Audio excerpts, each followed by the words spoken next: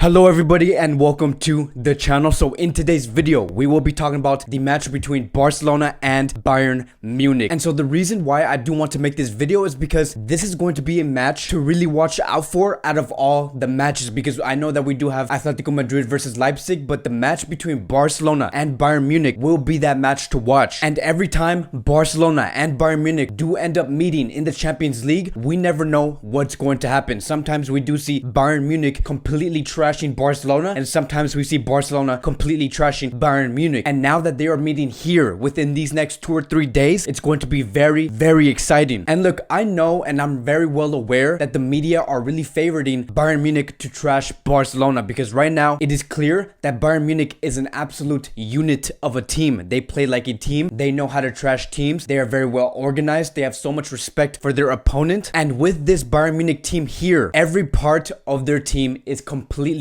well-rounded. Their defensive side is very well organized. Their midfielder options are extremely world-class, and their attack again is very well organized. And even on their bench you can make a starting 11. So overall, this Bayern Munich team is actually one of the best sides in this Champions League tournament right now. And right now Barcelona is nowhere near that quality. And that is why I want to make this video, because I want to discuss what are going to be the ways for Barcelona to progress through Bayern Munich. Because with this FC Barcelona team, I think that it is clear that we don't really have an identity. And knowing that we don't have an identity and we don't know exactly what our playing style is under Quique Setien, how are we going to beat a team like Bayern Munich? This is a juggernaut of a team, and I think that Barcelona only has 1 to 3 solutions to beat a team like Bayern Munich. So if we are going to have very little options and very little weapons to take this team down, we better make sure that we get the most out of those solutions. And that is what we are going to talk about. What are the 3 solutions Barcelona has to stop Bayern Munich? And so number 1 is to deal with the high defensive line. So Bayern Munich in the UCL and even in the Bundesliga have been very well known to have a very high defensive line, which in result makes the pitch a lot smaller for the opponent. And it demands the opposition to make little to no mistakes when they do have the ball. For example, in the match between Bayern Munich and Chelsea, when Chelsea did have possession, they had very little space and time. Look at this picture here between Bayern Munich and Chelsea. It is clear that Bayern really do play with a high defensive line. Most importantly, let's take note of the left back and the right back of Bayern Munich. Look at how high they are. They're basically the wingers of Bayern Munich when they do attack. We can even go back into the match between Bayern Leverkusen and Bayern Munich, and we can see the exact same thing. Bayern Munich love to play with a high defensive line, and I think that it is safe to say that Bayern Munich are going to bring this exact playing style towards FC Barcelona. They will bring the game to us. They are a team that are completely faithful to their style. And so now knowing that Barcelona and especially their midfielders are going to be suffocated by their high press, what is the ideal midfield that Barcelona should display on the pitch? And so Sport came out with a very interesting article that says that Setien will play with a 4-man midfield against Bayern Munich. And those 4 players include De Jong, Arturo Vidal, Sergio Busquets, and Sergi Roberto. And to be honest, if we are going to use these 4 players to take control of that midfield when we do have the ball, I think that this will be the ideal midfield to have control of that ball and have more possession, because then we will keep hold of the ball, and in result Bayern Munich will see less of that ball. And that is what we want, right? We want to take away the ball of Bayern Munich, which will decrease the chances of them scoring. And even if for some reason, if the Barcelona midfield does lose possession and we make a mistake in the middle of the pitch and Bayern Munich is on the counter, Vidal will be the perfect suitor to try and get that ball back, because there is no other player better to pressure the opposition than Arturo Vidal. And so again, if the goal is to gain control and try to get the ball as quickly as possible, this will be the perfect midfield. But this is going to lead me to the point number 2. And the question now is, when we do have the ball, what do we do next? What is going to be our next step? How do we break through the high defensive line? Because one of the biggest cons of having a high defensive line is that Bayern Munich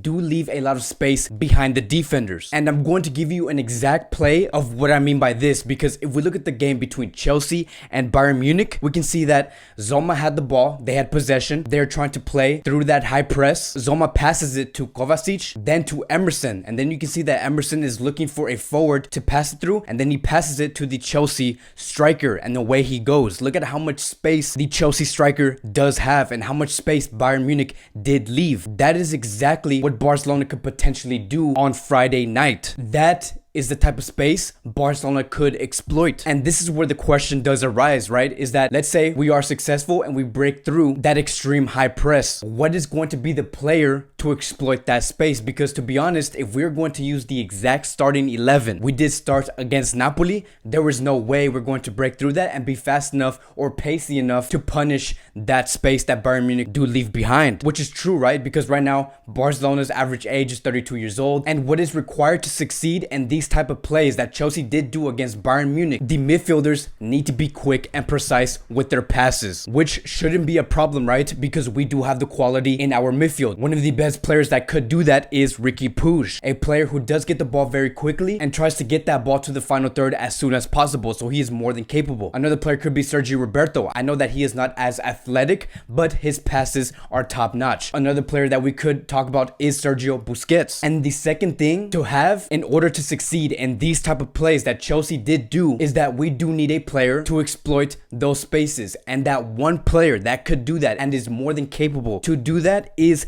Dembele. I believe that if Dembele is used in this match and he is used correctly and he is on form, he will be key to get us through this match. We have seen time and time again over the past 3 years that Dembele blossoms when he does have open space because he is more than fast enough, he is pacey enough to make those runs. And an honorable mention could be Ansu Fati. I know that Ansu Fati is 17 years old. He does not have enough experience to be able to perform at this level, but anything can happen. Ansu Fati is fast enough. If he is used correctly and given the right duties, Ansu Fati can be just as effective as Dembele. But as of now, let's just focus our time on Dembele because I think that Dembele has a point to prove. He is currently fit. We just don't know how we should present him going back onto the pitch after 8 months. But that is our solution, right? That is our solution to break through the defensive line. I believe that this could be our only weapon to go past Bayern Munich, but if we use it correctly, that is all we need. We only need one way to beat this team, and if we manage to do it well, then Barcelona can progress to the next round. So if further updates do arise on Dembele's progress, or if he's going to be considered to be starting in the starting 11, we will be expanding on that more in this channel. And so with that being said, we're going to move on to point number 3. And point number 3 is going to be to deny a Lewandowski masterclass. This right here is actually one of the most important discussions to talk about, and it is something that Barcelona do need to really study alongside with Quique Setien, because what Lewandowski has been doing in over the past 9 months has been absolutely amazing. This is a player who has been talked about to win the Ballon d'Oro in this year, but unfortunately the Ballon d'Oro was cancelled. But even with that being said, Lewandowski is a world-class player right now, and this is going to take me to the point number 1 that I did make in the beginning of this video, and that is because Bayern like to press high and like to have a high defensive line. Let's just say, for example, Barcelona do not manage that well. Let's say that they suffocate because of the amount of space and time that they are given, and they lose the ball within their own half. What that allows Bayern to do is to get the ball as soon as possible and bring numbers forward around the box. And if we look at this picture here, we can see that Bayern do this successfully and are very well organized. They have 3 in the box and 4 around the box, and that is an extremely dangerous situation to be in, because one of the main goals that Bayern do have in plays like this is to have the focus on Lewandowski. Lewandowski is the focal point when Bayern are in situations like this. Coming out of that match against Chelsea, Lewandowski scored 2 goals